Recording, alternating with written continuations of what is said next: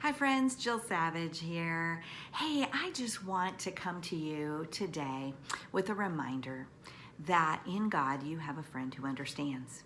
Now, I didn't always understand this, but let me tell you about a little season of my life where it became very clear to me. So I love biographies. I will read any type of biography, anything about someone's life. And I was feeling a little far from God, and I thought, I need to do something different.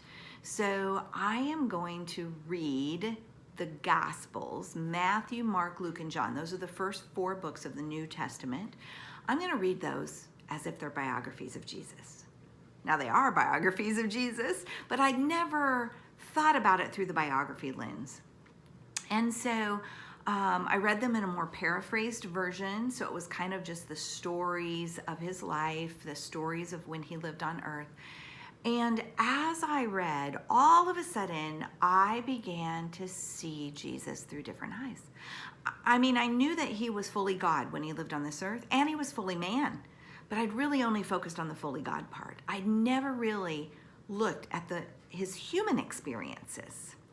So I'm reading along, and I'm realizing he understands me. He understands me as a mom. And, most people would say, oh, well, what do you mean? He didn't have any kids. He was a man. How is that possible? Well, hang with me, okay?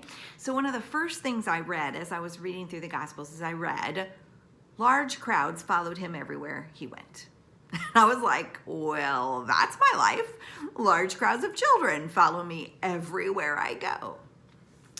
The second thing I was reading is all of these places where people wanted to work through the crowd just to touch Jesus, or where it said the crowd pressed into him. And it says that several times in the New Testament, the crowd pressed into him.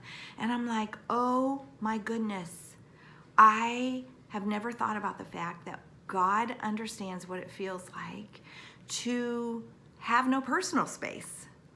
I mean, I remember when particularly our number 3 was an infant, she was so colicky. Oh my goodness, it was so challenging.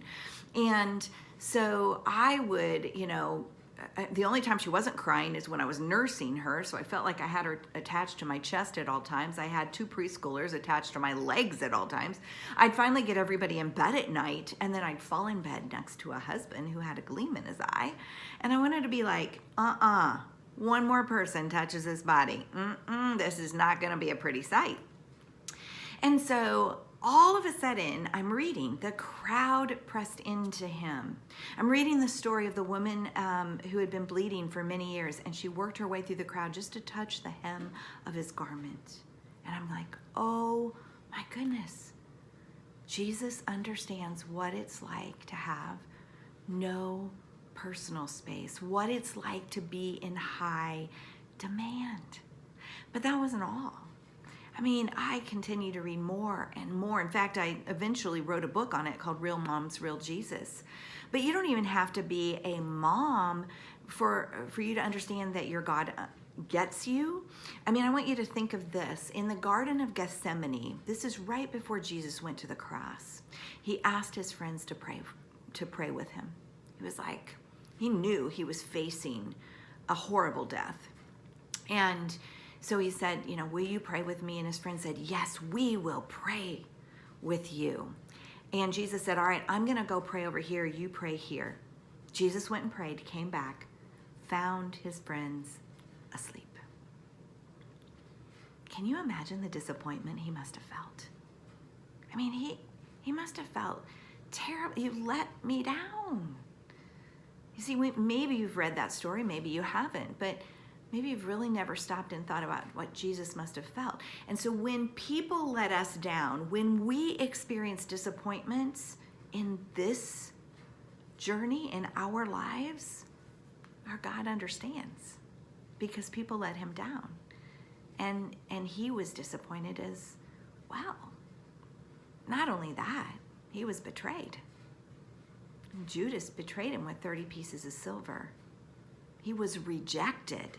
Oh my goodness, he was rejected over and over and over again.